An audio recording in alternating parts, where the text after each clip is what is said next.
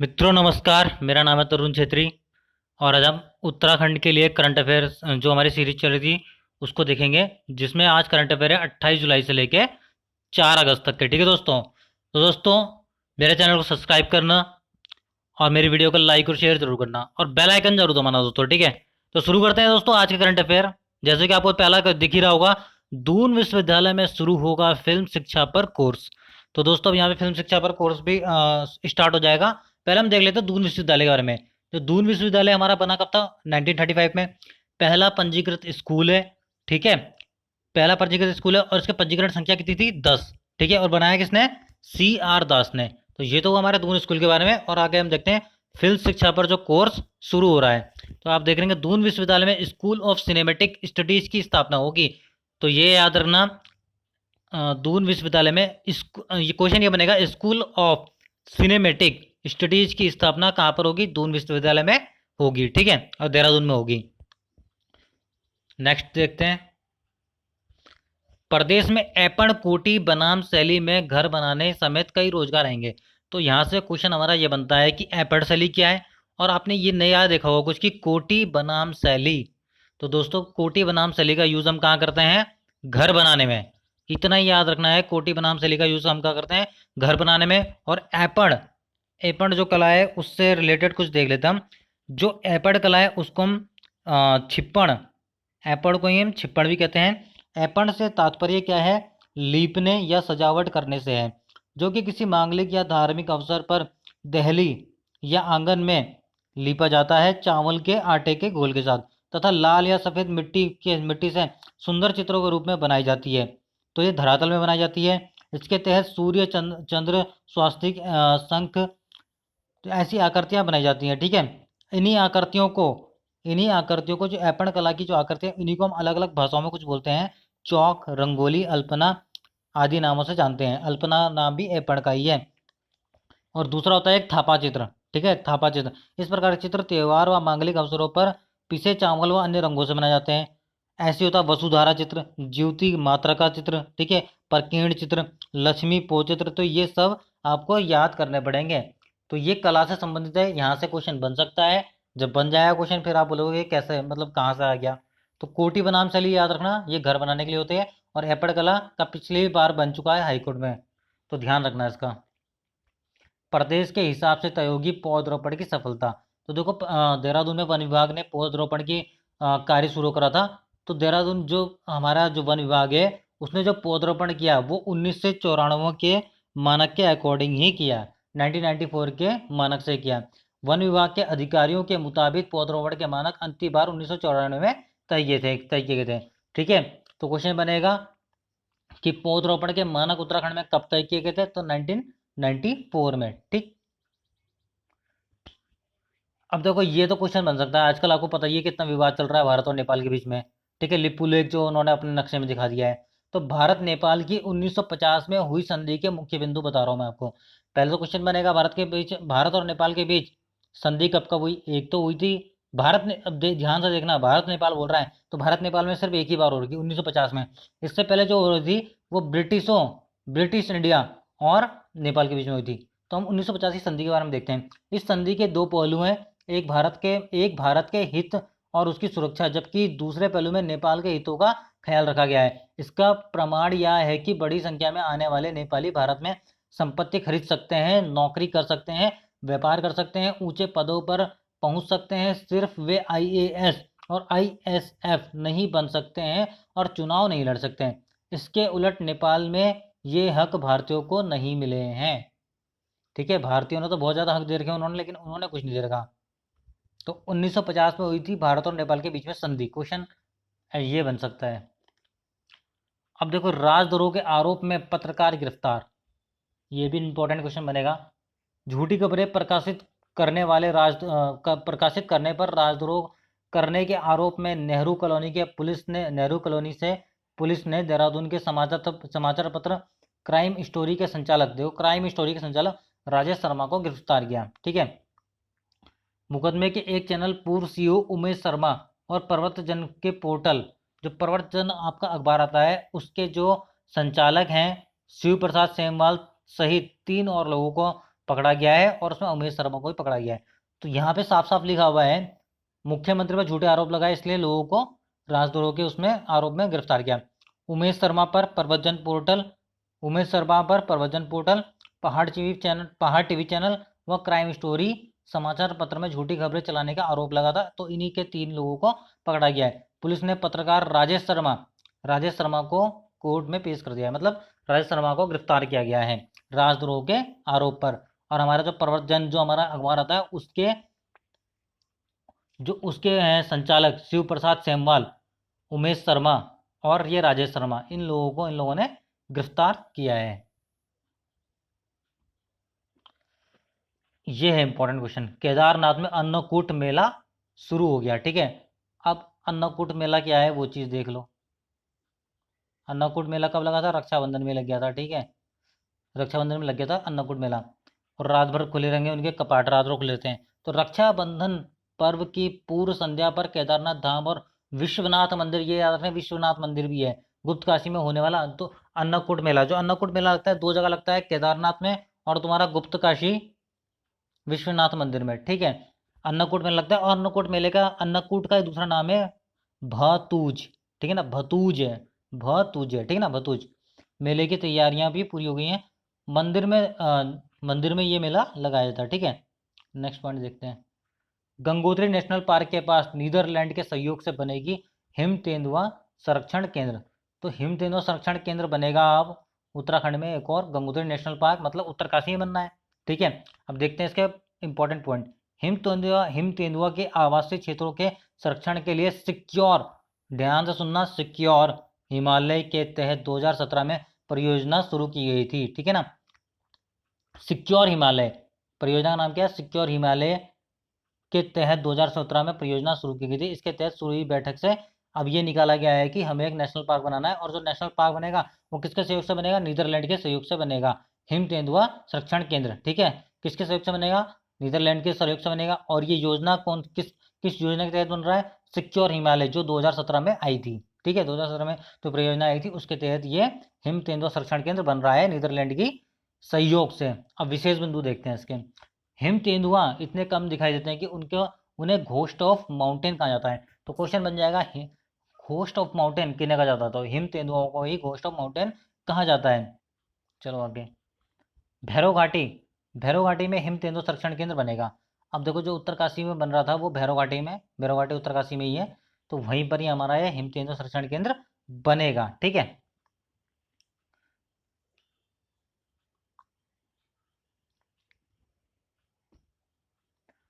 अब ये important question है। सावन, सावन नाम याद रखना, सावन, सावन किसका नाम है? हाथी का नाम है। तो सावन बनेगा कारपेट नेशनल, जो हमारा कारपेट पार्क है, नेशनल पार्क है, उसका ब्रांड एम्बेसडर। तो याद रखना ये क्वेश्चन बनेगा इस बार कि कारपेट का ब्रांड एम्बेसडर कौन है, कौन बनेगा? वो बनेगा सावन। तो देखो कालागढ़ में पल रहे हथनी कंचबा, कंचबा के 2 वर्षीय बच्चे सावन, उस सावन की माता कौन है? कंचबा है, ठीक है ना। तो सावन को ब्रांड एम्बेसडर बनाया जाएगा कारबेट का, नाम याद रखना सावन। अब देखो एक जो रुड़की के एक आईआईटी विद्यार्थी थे, इन्होंने इलेक्ट्रॉनिक्स और कम्युनिकेशन इंजीनियरिंग से कुछ करा, मतलब वो करी थी आईआईटी, ठीक है। इनका नाम है डॉक्टर सुनील कुमार वुपुल्ला, ठीक है। तो इन्हें जेनेवा पुरस्कार से सम्मानित किया गया है अभी, ठीक है। किस पुरस्कार से सम्मानित किया गया है? जेनेवा पुरस्कार से। उनका नाम क्या है? सुनील कुमार, सुनील कुमार, ठीक है। सुनील कुमार इनका नाम है। जो आईपीएल होने वाले हैं उससे रिलेटेड है थोड़ा, कि 8 टीमें जाएंगी आईपीएल में और 3 स्थानों पर होगा, ठीक है। 3 स्थानों पर होगा आईपीएल और 53 दिन तक चलेगा। और इस आईपीएल में 3 टीमें महिलाओं की होगी जो आईपीएल में खेलेंगी, ठीक है। चिनाब पर अगले साल तैयार हो जाएगा सबसे ऊंचा रेल पुल। तो ये हिस्ट्री से बन जाएगा थोड़ा सा क्वेश्चन कि सबसे ऊंचा रेल पुल कहाँ बनने जा रहा है? जम्मू कश्मीर में, चिनाब नदी में। बस इतना याद रखना है कि जम्मू कश्मीर में और चिनाब नदी में, ठीक है। 2022 तक ये पूर्ण हो जाएगा। ये पुल एफिल टावर से भी ऊंचा बनेगा। ये और चीज़ है थोड़ा सा इम्पोर्टेंट, यहाँ पे देखो 2022 तक पूरा हो जाएगा। ये पुल एफिल टावर से भी ऊंचा ऊंचा है। एफिल टावर की जो ऊंचाई है 324 24 है, जबकि इस पुल की 359 मीटर, ठीक है ना, 360 में एक कम, 360 ही समझ लो, 359 याद रखना, 360 से एक कम बनेगा।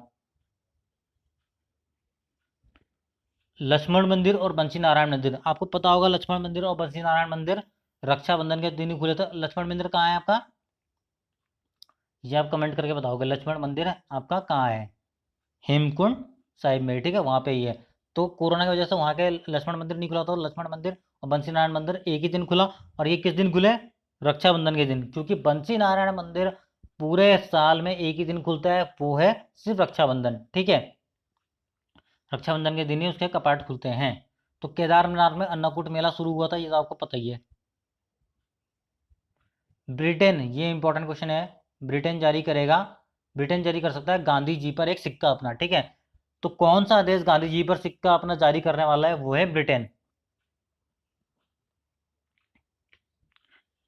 अब देखो, अमेरिका ने बांग्लादेश के राष्ट्रपति बंगबंधु शेख मुजीबुर रहमान, ठीक है ना, तो बांग्लादेश के जो राष्ट्रपति थे, राष्ट्रपिता, राष्ट्रपति नहीं राष्ट्रपिता, जैसे हमारे राष्ट्रपिता कौन है, महात्मा गांधी जी हैं, वैसे ही बांग्लादेश के राष्ट्रपिता कौन है, बंगबंधु शेख मुजीबुर रहमान, ठीक है, मुजीबुर रहमान।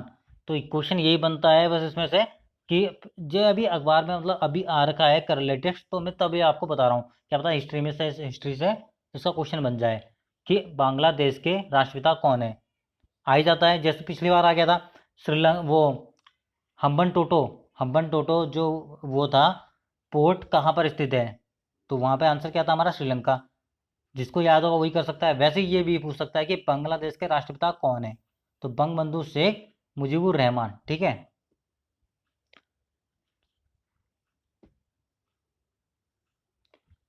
डॉक्टर चंद्रमोहन बने उत्तराखंड परा चिकित्सा परिषद के अध्यक्ष, ठीक है ना। तो उत्तराखंड परा चिकित्सा चिकित्सा परिषद के अध्यक्ष कौन बने, डॉक्टर चंद्रमोहन। टिहरी श्रीनगर गोचर के लिए आज से शुरू हो गई हवाई सेवा। तो दोस्तों ये क्वेश्चन बहुत ज़्यादा इंपॉर्टेंट है कि यहाँ पर हवाई सेवा शुरू हो चुकी है। कहाँ कहाँ पर हो गई है वो देखिए, जौलीग्रांट से टिहरी, टिहरी से श्रीनगर, श्रीनगर से गोचर और जौलीग्रांट से गोचर, ठीक है ना। तो नए नई जो जगह जुड़ी हैं, टिहरी श्रीनगर और गोचर जुड़ी हैं, ठीक है। यहाँ पर वायु सेवा शुरू हो चुकी है, हवाई सेवा हवाई जहाज से जाएंगे, हवाई सेवा शुरू हो चुकी है, ठीक है। तो ये जो सेवा शुरू करी है वो किस कंपनी ने करी है, वो नाम पूछ लेगा कि हवाई सेवा किस कंपनी के द्वारा शुरू है। तो ये देखो, पवन हंस एविएशन के माध्यम से ये सेवा शुरू हुई है, पवन हंस एविएशन, ठीक है।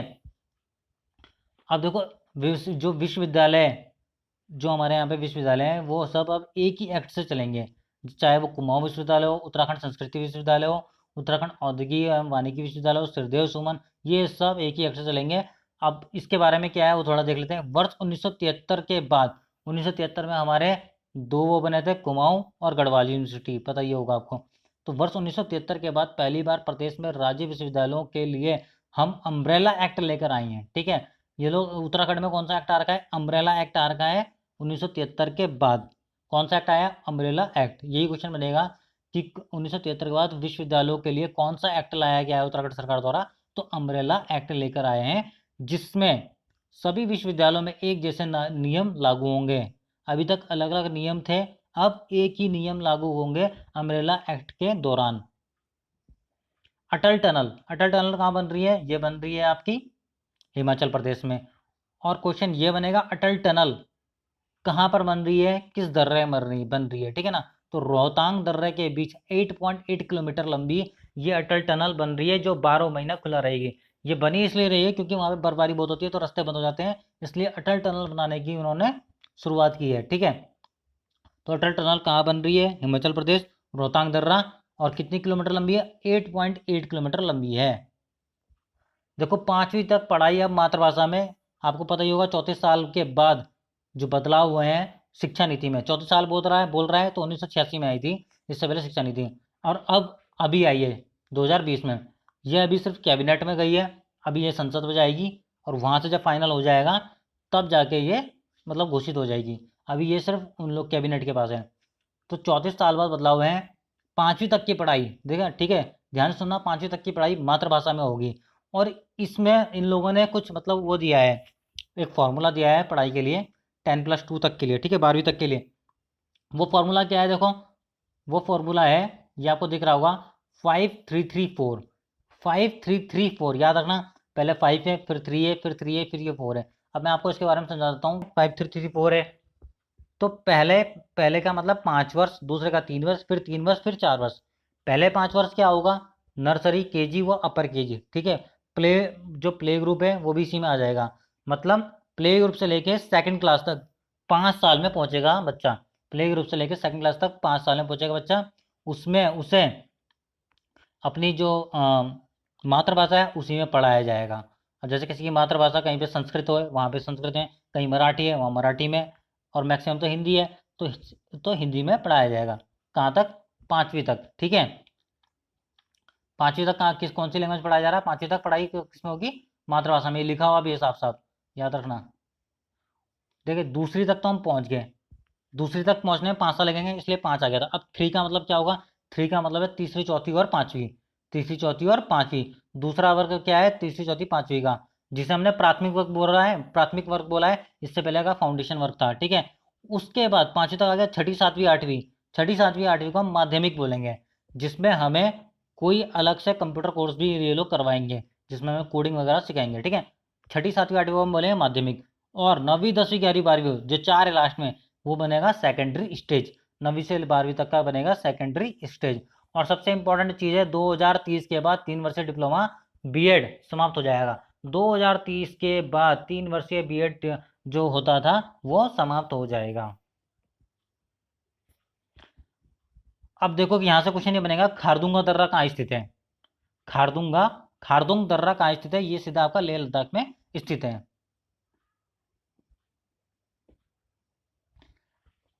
आपको पता होगा ओम प्रकाश जी हमारे नए मुख्य सचिव बन चुके हैं, और ये कौन से नंबर के हैं, 16वें नंबर के हैं, ठीक है। याद रखना दोस्तों, ये बने हैं 16 नंबर के मुख्य सचिव। अब मैं आपको मुख्य सचिव के बारे में शुरू से लेकर आखिर तक बताता हूँ। ये जो आज की वीडियो है बहुत इंपॉर्टेंट है, पूरी पूरी देखना, ताकि आपको यहाँ से क्वेश्चन देखने को मिले पेपर में। अगर आधी अधूरी देखोगे तो फिर दिक्कत आ जाएगी, क्वेश्चन नहीं मिलेंगे, फिर घर आके वही होगा कि 1 नंबर, 2 नंबर, 5 नंबर, रुक गया मैं। इसलिए पूरी वीडियो देखना, पूरी वीडियो देखने से आपको बेनिफिट मिलेगा, ठीक है। वैसे भी आजकल सब घर में ही है मैक्सिमम लोग, तो पूरी वीडियो देख सकते हैं। तो अब तक रहे मुख्य सचिव, ठीक है। पहला कौन था, Ajay Vikram Singh. Second, Madhukar Gupta. Third, R S Tolia. Fourth, M Ramachandran. Fifth, S K Das. Six, Indu Kumar Pandey. Seven, Nrip Singh Napchyal, ठीक है। Eighth, Subhash Kumar. Ninth, Alok Kumar Jain. 10th, Subhash Kumar. 11th, N Ravishankar. 12, 12 Rakesh Sharma. 13 Shatrughan Singh, ठीक है। 14 एम रामास्वामी। 15 उत्पल कुमार सिंह। और 16 कौन है हमारे, ओम प्रकाश। अब हम ओम प्रकाश जी के बारे में देखते हैं। ओम प्रकाश जी बिहार के रहने वाले हैं, ठीक है। ये बिहार के रहने वाले, 1962 में इनका जन्म हुआ था। 14 मई 1962 को इनका जन्म हुआ था। और 1987 में ये IAS अफसर बने, 1987 में IAS अफसर बने। और 2012 में ये प्रमुख सचिव बने थे, और 2017 में उन्हें मुख्य सचिव बनाया गया था। मेन इंपॉर्टेंट यही है, बिहार के रहने वाले हैं, और 1962 में इनका जन्म हुआ था, ठीक है। और कौन से नंबर के हैं, 16वें नंबर के। जैसा मैंने आपको पहले बताया था 6155, जो इससे पहले तो हमने पढ़ा था कितने गांव हैं यहाँ पे, है ना, 7773 कुछ था, ऐसी था। तो ये देखो 6155 गाँवों में दिसंबर तक मिलेंगे स्वामित्व कार्ड। ये स्वामित्व कार्ड एक योजना है, ठीक है। स्वामित्व योजना से, अब ये देखो स्वामित्व योजना कहाँ पर लॉन्च हो रही है, अभी हमारे उत्तराखंड में अल्मोड़ा, पौड़ी और उधम सिंह नगर में पायलट परियोजना के रूप में लागू है। अल्मोड़ा, पौड़ी और उधम सिंह नगर में लागू है। इस योजना के तहत 50 गांवों को, यहाँ के 50 गांवों को स्वामित्व कार्ड मिलेगा।